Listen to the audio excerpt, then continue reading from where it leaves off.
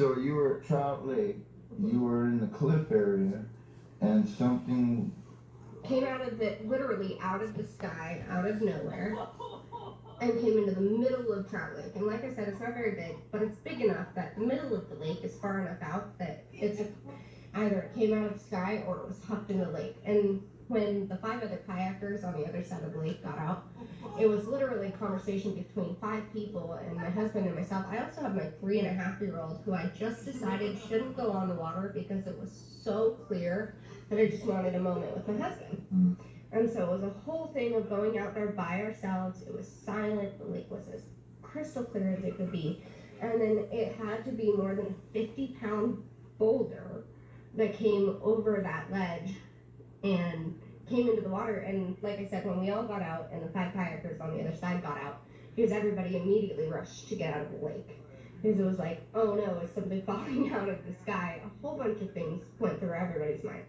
But they got out and we started talking about it, and they're like, there's no way it could be a beaver. Because the beaver, how they swim is they go under, they come out, and they go back in.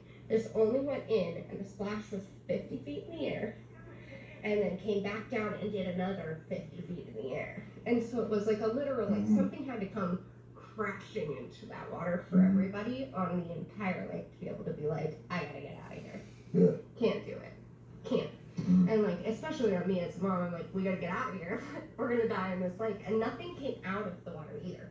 I was trailing cat food in the water on my bait all the way through it.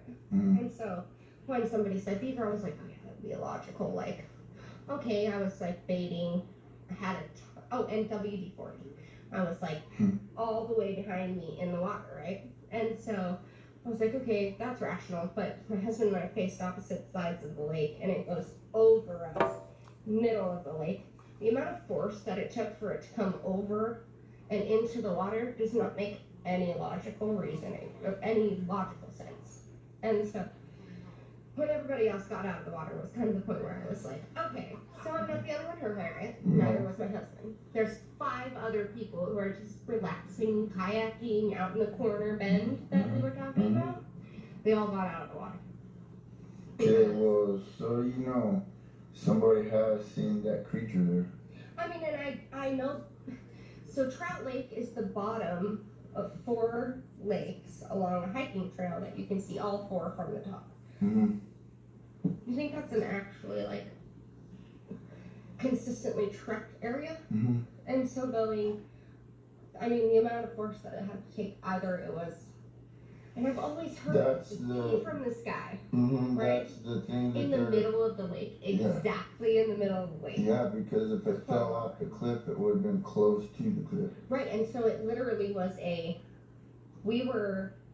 I wanted to show you the picture so I could show you where we were going. We're in the middle of the middle, right? So there's the cliff. We're right next to the cliff. And we've been trolling the cliff for 25, 40 minutes of going back and forth, just trying to catch fish, chilling, hanging out in our little canoe. And like I said, I just bought it. I bought it for Father's Day for him. And so it's right there in peak season. There's only 5 campsites out at Trout Lake. And they had just stopped the fish. Can you remember what month or approximately when it was, like June or July? I would say it was July. Okay. Because we were actually there for July 4th. Okay. We were there for July 4th, but nobody was setting off fireworks.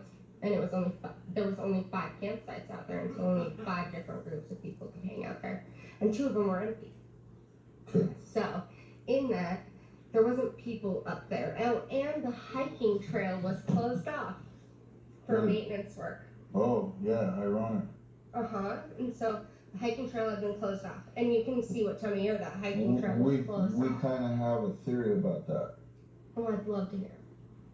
A lot of the places that you can't go that are gated off, there's a lot of the places where there's activity. Yes, and so there's a line, and Trout Lake is in it. They call it Squatch Alley. They cut Trout Lake off while we were there for the 4th of July, and so my husband he works nights and he works weekends. He's a server, and so we're there on off days as well. So we're like there in the middle of the week. And so it's quieter times, it's those things. But the trail had been blocked off, and there were people trying to do the 4-lake loop is what they were calling it. Is that you can find a vantage point up there that covers all 4 of the lakes out at Trout Lake.